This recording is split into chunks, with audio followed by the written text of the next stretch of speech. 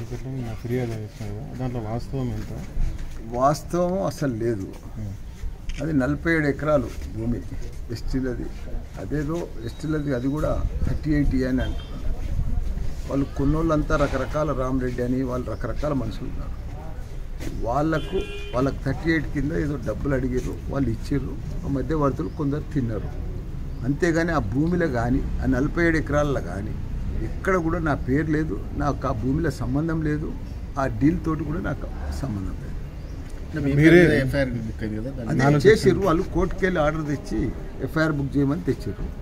నేను కూడా ఇప్పుడు రాసిచ్చిన, నేను కూడా కోర్టుకు పోయి సంబంధం లేదని నేను కూడా కోర్టు. ఎలక్షన్ అయిన వెంబటే మీరు రాత్రి రిజిస్ట్రేషన్ చేసే ప్రయత్నం చేసిన అది కాదండి, అవాస్తవం అని చెప్తున్నా కదా. సరే, ప్రభుత్వ కక్ష ఏం లేదు, దీంట్లో కక్ష ఏం లేదు. ఏం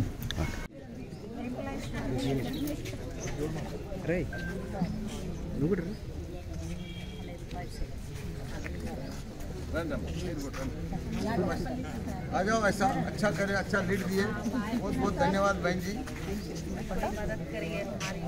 बरोबर करेगा। हमारा पीए का नंबर ले लो है ना, वो येदलाबाद सीनो इक फोटो दिखता मल्ला अरे నెక్స్ట్ రెడీ కాదు, నెక్స్ట్ మళ్ళీ కావాలి, నెక్స్ట్ దాకా కూడా మళ్ళీ మేడ్చాలి.